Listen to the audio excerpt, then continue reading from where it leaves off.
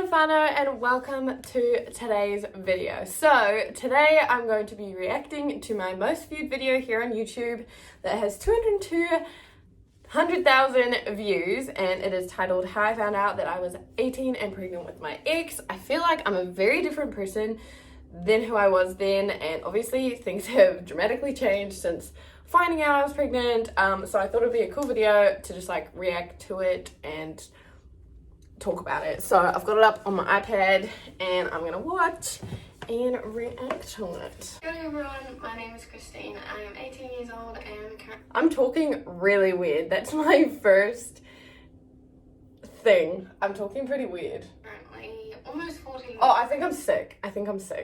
That's why. I just wanted to talk about my story and how this happened. It was an unplanned pregnancy, and I was not ready for it. No. But I am getting ready for it. And here we I are. just wanted to share my story and share basically what happened. So I'm going to start off with basically the how. It was a birth control malfunction, basically, just not working. So it pretty much started off with just trying to find the right birth control for me. I had been on the Jeanette pill from 13 years old until 17 years old. And I've gotten a few UTIs during this time, like a lot more than I've ever had since going off the pill. So I definitely think it was caused from that. Basically, 2018 January, I decided that I would try something else. I would try a different form of pill. And I also forgot to take my pills a lot when I had the pill. So I was like, cool, I'm ready to try something different. I was recommended the rod, even though in my high school life, absolutely I was always horrible. Not recommended to go on the rod. Yeah. But someone suggested it and I was just like, you know what, I don't have to take a pill. Naz's mum actually suggested it, so I blame her. Everyone's different, everyone reacts to birth control differently, so maybe I will have fine effects on the rod. So I was put on the rod late January and I had the rod until the following year in February, so I had it for about a year and a bit. Half the time using the rod I had no periods and yeast infections all the time, and then the other half I was bleeding every single day. So it was a very miserable experience. I can make a whole separate video on how that I never made that video. And how I dealt with that, but that's basically the gist of it. When February came this year, I was like, hell no, I'm not putting up with this anymore. It is not fixing itself, so I'm just done with this. I'm so sick of feeling uncomfortable and unwell. Yeah. So I went down to my family planning clinic and I told them what was happening and I got my rod at 10. I don't know if I just did that. I'm pretty sure I didn't.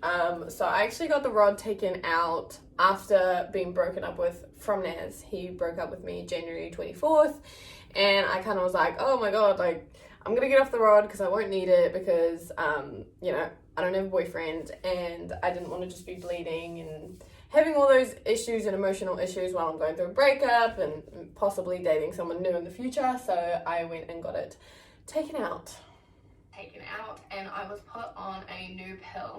I decided to just try a pill to begin with. It was the most, I guess, weak pill. Like, I don't know about that. Maybe the one that had less hormones or something. I don't really know. They just recommended me a new pill. It was called the Norman. So I went on that probably mid-February, and by mid-March I had my first period.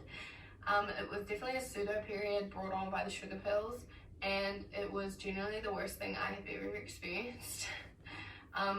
First of all, for the first month of not bleeding, I had crazy pregnancy symptoms during bleeding. So when I got on the Norman, I moved back in with my ex-boyfriend at the time, which is my boyfriend now, Naz. I moved back in with him after going onto the Norman pill. So having pregnancy symptoms were with Naz during that time because we were still hooking up and stuff, because we lived together even though we weren't together.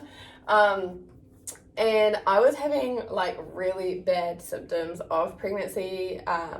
I literally will directly correlate the symptoms that I felt in my first month of being on the Norman were the same as my first month being pregnant. I had pregnancy symptoms, and after the bleeding I had pregnancy symptoms. I felt very, very pregnant. That's how it felt. It was like, I'm terrified and I feel pregnant right now. But I took the pill anyway. Mid-March came, I'm bleeding like a madman. This is the worst I have ever bled, and I bled every single day for months on end, but it was very light bleeding. This time it was lots. It was like Niagara freaking Falls. It was so, so terrible. I had the most insane cramps. I had nausea. I had tender breasts. It was literally crazy. I finished my pseudo period pills. That was genuinely the worst period I still have ever had. I would still say it was worse than my afterbirth bleeding. Like literally, like one morning me and Naz like woke up in bed, and he went out and I went to get up, and I had a pad on, and I got up and it just started like I could feel it pouring out of me and over the pad. So I went to like quickly take off the pad and put a new one on so I didn't leak everywhere. And when I took off the pad and tried to put the new one on, it just went everywhere. It went all over the blankets, it went all over my shorts. I had to chuck it all out because I wasn't about to try wash it. And I was just so sad. I just cried, and Naz came in and carried me to the shower. Yeah. And the bleeding just kept on going for like another week and a half. So I probably it was had really my long. period for like almost 3 weeks, like 2.5 weeks. I was just bleeding like crazy. I ripped some clothes, I ripped the blanket, and they were just like past saving. Honestly, I was like, there's no way I'm gonna try to get the blood out of that. It was just an insane amount of blood. I've never bled like that before. So April came and I finally stopped bleeding, which was great and exciting, wonderful. And basically for the whole month of April, I didn't bleed at all.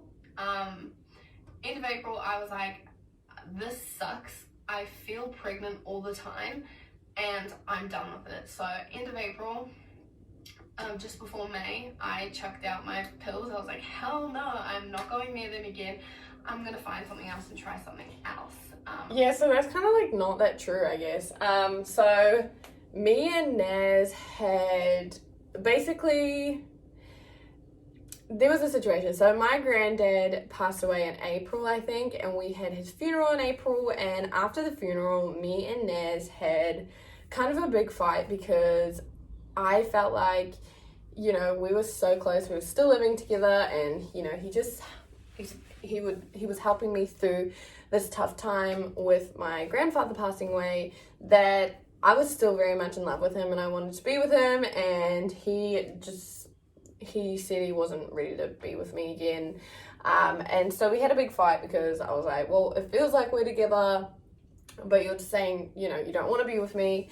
So that's when we realized that we had put ourselves in a very toxic position of, you know, him wanting me around and still being my best friend, but him really not wanting to be with me anymore, and me knowing that I really loved him and saying that I like pretending like everything was okay when it wasn't, and it would just keep like blowing up.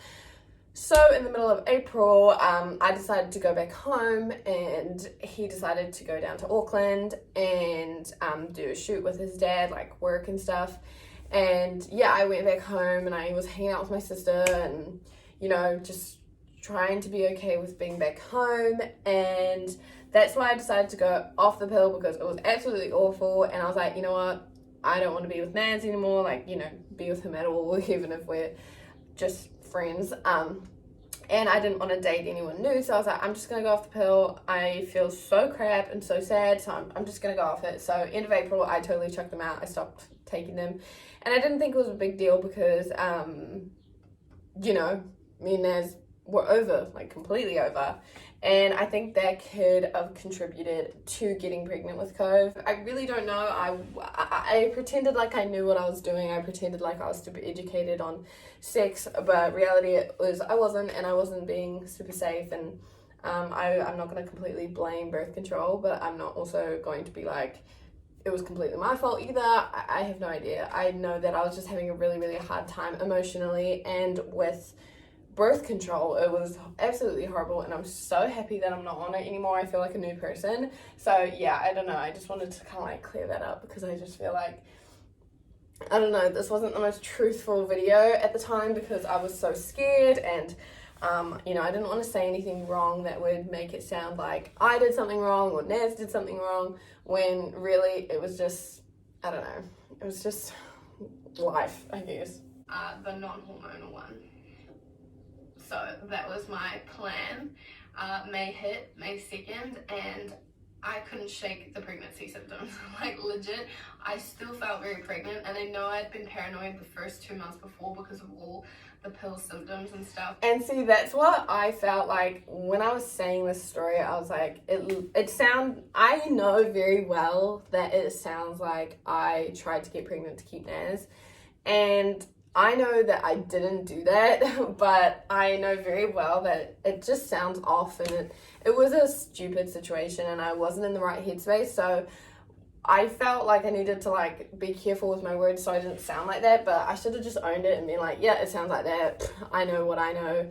And that's where a lot of my TikToks were coming from. I would make, like, TikTok jokes about being the crazy ex-girlfriend who trapped her boyfriend kind of thing, because that's just what people would say about me, and that's what it sounds like, and I'm, like, I don't know, I own up to that, I guess. Like, I say that. But I had bled in April, and I had an inkling. I was like, I just don't trust this. Like, I don't trust it. I don't feel good. So I went down to the supermarket and I went and got the 2 cheap paper pregnancy tests. I paid, like, I don't know, $8 something for them. I came home May 2nd. That night I took the tests and a faint line popped up. I'll show you what it looked like. That was a couple of hours taken after I took the test. Faint. So it's quite positive in this photo, but it was inaccurate when I took this photo, so it didn't look quite as dark as it does in this photo, okay, trust me. So basically I took the 2 tests and a very, very faint line popped up. I didn't believe that was a real line, but and I stand by this. I wasn't just scared. I definitely, if I had thought that was actually genuinely positive, I would have told Naz that night, but I wanted to make sure that it was actually positive because it was so faint. But then the next day tests, they were very, very accurate. And apparently a nighttime pee isn't as strong as a morning time pee, I guess, for pregnancy tests. So that's probably why it was so faint as compared to the next day one. Sure. Like, obviously I still had this suspicion, but it wasn't a confirmation for me. It wasn't like, okay, I'm pregnant. It was just like, I have no idea. So I didn't really trust the cheap tests, and it was so faint. The pamphlet said that if it's a super faint line, to hold it like that, arm's length away from you. If you can still see the faint line, then you're pregnant. When I did that, I couldn't tell whether I could see the faint line or not. It was nighttime, not good lighting. I just couldn't trust it, and you know, by the time I had good lighting, obviously it would. And I think it wasn't just the lighting. I was actually shaking, like, when I saw that something was coming up. Like, it wasn't just a very hard dead no. I started freaking out. I was shaking. I felt really nervous, and it was hard to sleep that night because I was like, what have I done? Like, I felt very like, oh my god. Be inaccurate. Anyways, so I was like, hey, tomorrow morning I'm gonna save my urine pee. I'm gonna save my morning pee, and I'm gonna head down to the supermarket and get expensive tests. So I went down and I got first response tests. It was like $30 something. It came with 2 streamline tests and 1 digital test. And I was like, hey, I'm gonna trust these. Whatever these say, I'm fully gonna trust them because these were bloody expensive and they better bloody work. Yeah. So I came home May 3rd, morning urine, and I took all 3 tests, and they were definitely saying yes. Here's a photo here. Yep. I'll also show you these ones that I've kept. You can see pretty obviously pregnant. That's Cove boy. And yeah, I was kind of like, okay, shoot, like I'm pregnant. And that's kind of when I accepted that, yeah, I was definitely pregnant. So I was like, okay, I'm gonna go down to family planning clinic when they open and confirm with them that I'm pregnant. So I went down on a Monday, May 6th, I think, and sorry, I just got a phone call. I'm so sorry, and my belly's out. My sister just called, so carrying on. Pregnant. She matched it up with my period and assumed that I was probably 7 weeks pregnant at the time, and we later find out that that was not true. But yeah, basically she was like, okay, you're like 7 weeks pregnant, that's 2 months. And we booked my blood tests, and my ultrasound. So I did my blood test on May 6th as well. Turns out I'm B positive, but everything was good for the blood test, I guess. I remember that. And then my ultrasound was booked for the 20th of May. On the 20th of May, I went into my ultrasound clinic and I did my ultrasound, and I found out then that I was only just 5 weeks pregnant probably. It was a tiny dot in a yolk sac. So basically when I went to my clinic, I was like, I think like not even 4 weeks pregnant. So there was definitely a discrepancy between that's the word. my birth control and how I got pregnant. But yeah, there was a discrepancy. But yeah, that's fine. So yeah, it was really tiny. I don't have a photo of that. It was so tiny. So they rebooked an ultrasound for the 4th of June. And that is when I got this little ultrasound, which is so cute. So I have something to say about this. I don't remember if I say it later, but the blood test and ultrasound and stuff like that, that was actually for an abortion, which is something that I don't think I wanted to say in the beginning, because I was scared, because I was keeping my baby, that, you know, that was something that I didn't really want people to know, I guess. But the first scans that I did and the blood tests and appointments were for an abortion process here in New Zealand, which sucks that I went through that, but it was something that I think I'm glad I went through, because one, I got to, you know, really figure out what I wanted. I was going through a really hard time before I made this video, figuring out why I was feeling so sad about getting an abortion. It was something that I always thought that I would just get if I ever accidentally got pregnant, because I didn't really, I guess, know what it would be like to go through that process. But I'm so glad that I did have to go through quite a lengthy process of, you know, getting a scan and getting 2 doctors and going to therapy, because I am so happy that I have my son, and I am so glad that I never went through with it, because I thought that I had to go through with it because me and Naz weren't ready to have a baby, and because I'm young, and because I didn't have a job, and like, you know, I wasn't ready for a baby at the time. So I thought that I had to do it, and every appointment I would just end up in tears, and that's not something that you should be doing. You shouldn't be getting an abortion if you're not really sure about it, I guess, because it's a huge deal if you're not sure about it. If you just want one, if you're like, hell no, I'm not having a baby, and you get one, great, I'm glad that works for you. But for someone who isn't sure and is really struggling with it, it's a huge thing to go through. And I'm really glad that I'm really glad that I didn't. And that was a really hard time for me. And a place called Pregnancy Choice, I think, down in Tauranga, I talked to someone online, and when I was talking to her, she kept talking like I was keeping the baby, and I was like, it seems like you're biased. Like, are you pro-life or something? Like, are you biased? Because, I don't know, you just keep talking about keeping the baby. And she was like, no, I'm just repeating back what you're telling me.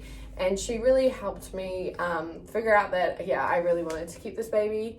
And so did my sister Jessica. When I was talking to her about it, she was like, I was like, oh man, like I wish this was something that could be exciting, or like, I don't know, I just wish things were different. And she's like, well, it literally can be. Like, it can be exciting, it can be a good thing. It doesn't have to be this hard, horrible thing. You can decide that it is a good thing and go from there. And that's what I did. And we made like a 5-year plan, and it was a really hard time for me and Naz, because we were so young and not ready, and both didn't have jobs, I don't think, at the time. Yeah, no, we didn't. And yeah, it was really hard, and I never ever want to feel like that again. But you know, that's just life, I guess. And that ultrasound is so cute. Cove is like this big, and Cove's like huge now. Didn't do much. It was just a bean inside of me. I was like, okay, that's a baby, right? So that was on the 4th of June, and then so that was the 4th of June. So around this time, I was telling my friends and family. I told my family first, of course, and my mum actually ended up telling one of my friends first before I got to. So that was a little annoying. But anyways, telling my parents, I pretty much just told them if I could talk to them and if they could sit down, and my mom basically guessed. She just asked me, am I pregnant? I said yes. She asked me again to make sure I wasn't joking. I said no, yeah, I'm pregnant. There was a bit of shock, but obviously they're just excited for another Moko to join the family now. They're super supportive, and when I told my elder sister, she was super calm. She helped me make a plan and stuff, so she was awesome. And when I told my other sister, she was in a lot of shock. She probably gave me the biggest reaction. Yeah, and the worst. Gave me at all. Everyone else was pretty calm. She kept like looking at my belly and being like, there's a baby in there. Literally screamed at me, like freaked out. She was like, what? Like, are you showing? How far along are you? Like crazy reaction.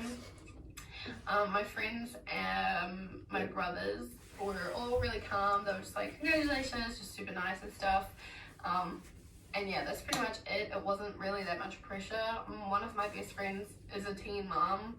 Taylor, so you guys have seen her in my videos. Really, like, I don't know, it wasn't just, it's just... I made friends, and it's a good thing that in my city, it's very common to have babies really young, because I have really amazing friends that I love so much who have babies. I mean, my other friends are great too who don't have babies, but I wouldn't have met and become close with Nicole, Lily, and Jordan, which are girls in my life who I really love and adore. And I wouldn't have become close because, you know, I just wouldn't have. And our babies brought us together, and I'm so thankful for that. But I guess it's a big deal, but not as much as it would be if I was still in high school, for example, and relying on other people.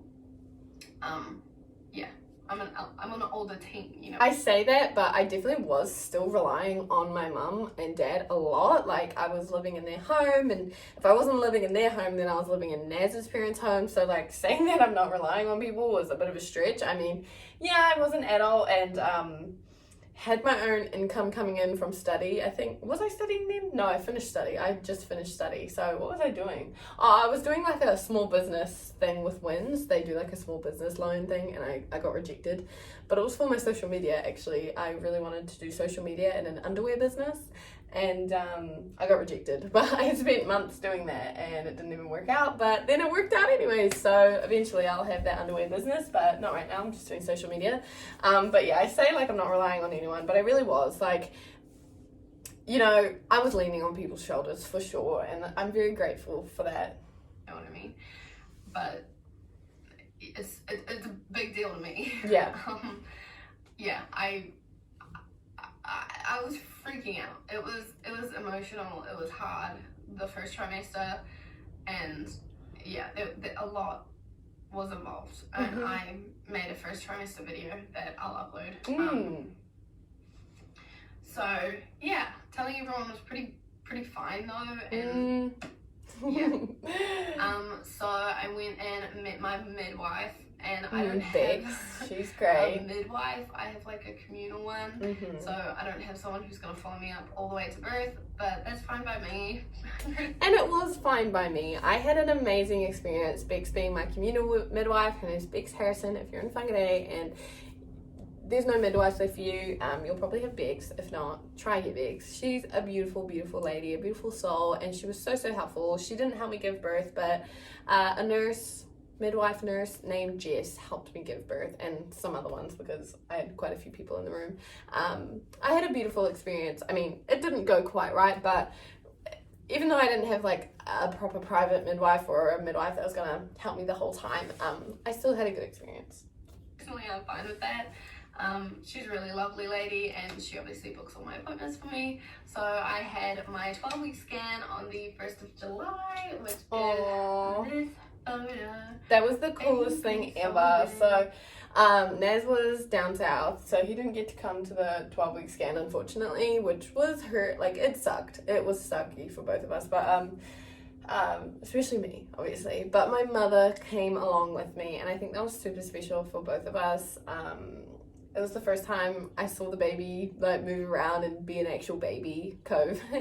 And like he was like kicking and like pushing, and like when the ultrasound machine would like push on my tummy, he would be like, oh, get away. It was so cute, and it was so special that my mum came. I was very, very angry that morning. I remember feeling furious and frustrated and upset when I went and got the scan done, but you know, everything worked out eventually. It was hard. It was a hard literally pregnancy. the coolest experience. It I got was! detail on my first trimester video, but that was awesome. So beautiful, and I'm really excited to be a mum. Aww. Obviously there's a lot of hard emotions involved Yes. in this decision and in this pregnancy, but now I'm just like, I've gone through all the hard stuff, and I'm just kind of enjoying being a mom to be, I guess. Oh, that's so sweet. Yeah. Thank you guys so much for watching. I hope was that you very join me on this sad. journey, because it's just going to be a cool one. I want to document Oh, it as is. much as I possibly can. It was weird seeing me be like that. I think you can tell I was very sad. I spent a lot of my days crying and a lot of my days wondering what the hell future has in store for me. It was hard living with my parents. It was hard, you know, being a single pregnant person. And Naz lived with me for a bit, and it was very messy. Me and Naz have been messy in the past. For the past, like, however long.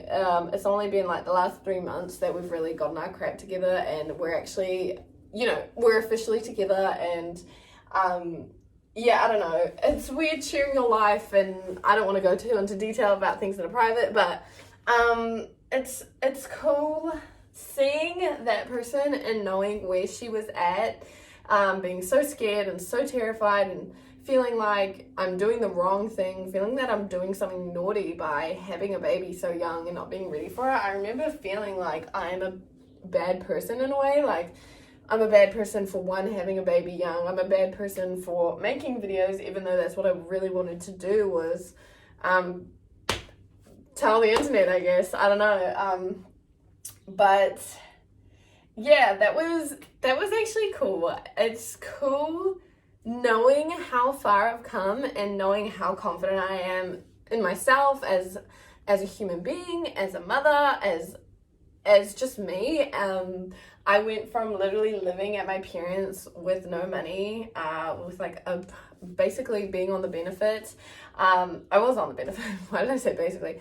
Being on the benefit, which I was very ashamed of back then. I felt like such a leech. And yeah, I don't know, it was just a weird thing. And I'm so grateful for all of you that are going to be watching this video. And seeing 42,000 subscribers is just stupid. Like, it's actually nuts. I don't know. It's nuts. I feel like I don't really talk enough about how insanely grateful I am and insanely proud I am of myself, and grateful for all of you watching, and grateful for Cove becoming a part of my life and choosing me as his mama. And I don't know, that was cool. This was a cool video. I hope that you guys enjoyed it too. And I guess what I have to say is appreciate your growth, man, because I don't know, seeing that and just knowing who I am now is really, really cool. And I really like my hair. Because my hair back then was dank, but thankfully Bravado here, which is a hair salon here in Whangarei, have like really made my hair so beautiful. I don't know, that's another thing. I feel like I've glowed the hell up. Like, I don't even have ends on I have no makeup on right now, no ends on my eyebrows, and I feel quite beautiful. So yeah, Cove's asleep right now, so he won't be in today's video, but I hope that you guys enjoyed today's video. And if you guys want me to react to any of my other old videos to do with my pregnancy or anything like that, if you have any video ideas that you want to see from me, please leave them down in the comments below. If you liked today's video, give it a like and subscribe if you haven't.